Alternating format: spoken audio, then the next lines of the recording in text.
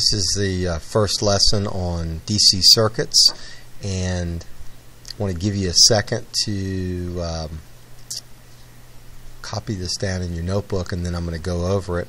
What I suggest you do is pause the video, copy this down, and then I'll move this up. You can copy the rest of it, and then I'll talk about it. So go ahead and pause now and copy this. Okay. Now pause that again. You can finish copying it.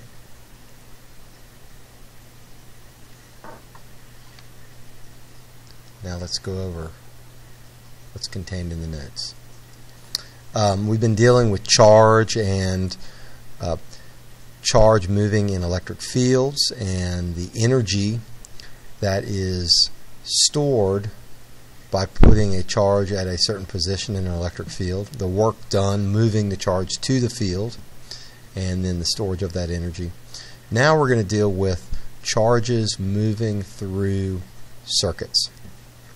And the first quantity that we want to talk about is the quantity of current. Current is the rate that charge moves through a circuit. It is charge per unit time. I is the variable for current in the SI system, and that is the amount of charge that moves past a certain position in a given amount of time. The unit for charge is, or for current, is the ampere, and that's equal to a coulomb per second. Resistance is another quantity that you find in electric circuits. Resistance, without using the word resistance in my definition, resistance is a material's property, and it measures the ability of a substance to prevent the flow of current. One common media that you would figure the resistance for would be a wire, and you can figure out the resistance of a length of wire by multiplying the resistivity of the wire by the length divided by the cross-sectional area of the wire. So this tells you that as the size of the diameter of the wire goes up, the resistance goes down. As the length increases, the resistance increases. Resistance is measured with the unit of the ohm. An ohm is the SI unit of resistance. Conductors are materials that have low resistance, and insulators are materials that have high resistance. Really, resistance is a continuum. It's a measurement on a number line. Some materials are far to the right, and they are good insulators. Some are far to the left, and they are not good insulators, therefore they are good conductors.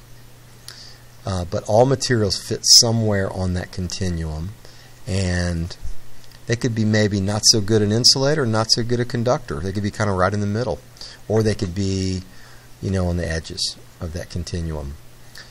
Ohm's Law is a relationship that is described between current and voltage, and it is probably the most common relationship you're going to use when studying circuits.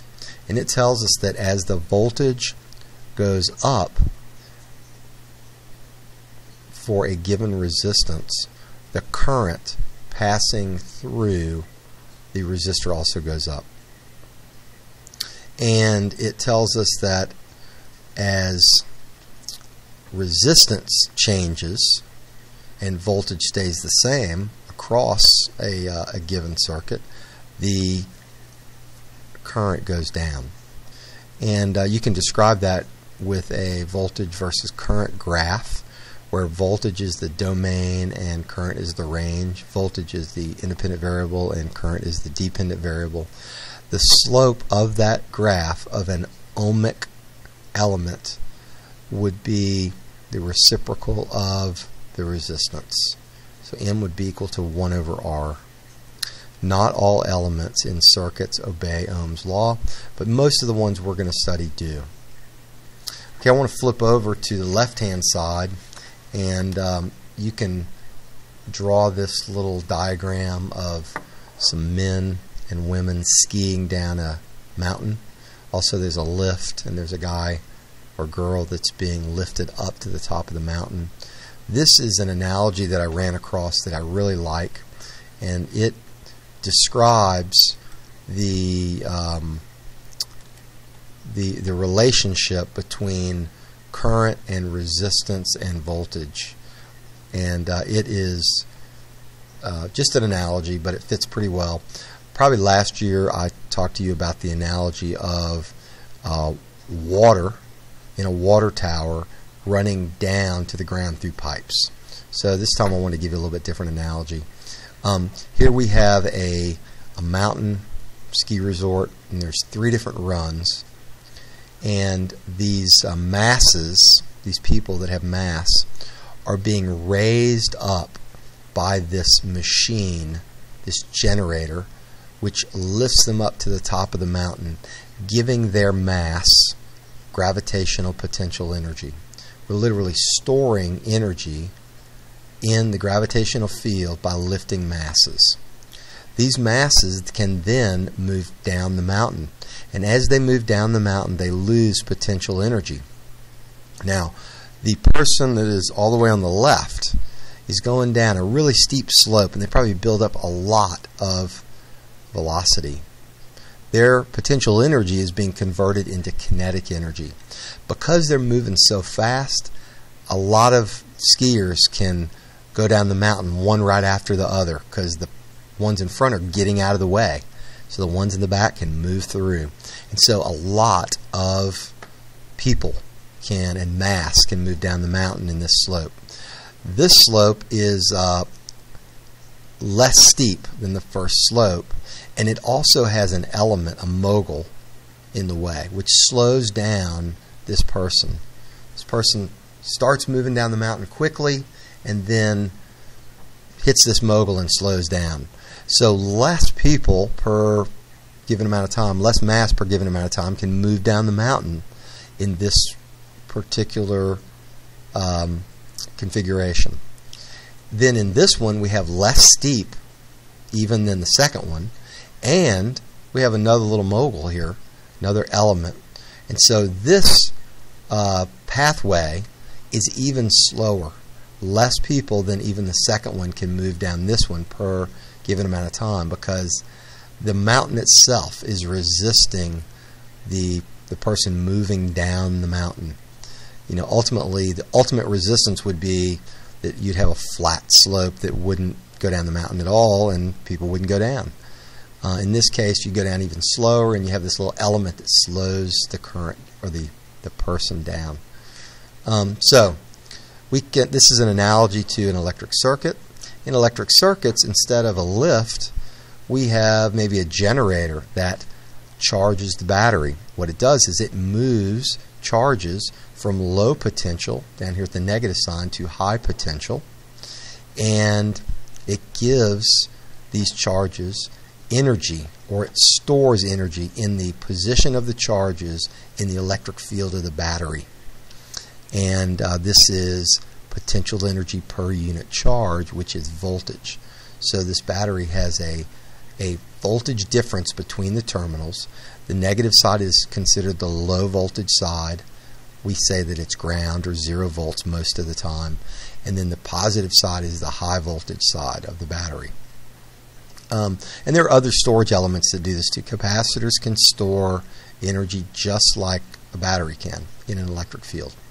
Okay, so if given the chance, charges can move down the circuit, and just like the people can move down the mountain. And instead of mass moving in a gravitational field, we have charge moving in an electric field, or moving from a high potential in an electric field to a low potential. They're not in an electric field here, but the electric field is pushing on them, and they move through this element, which maybe has a low resistance, so a lot of charges can move through this loop in the circuit.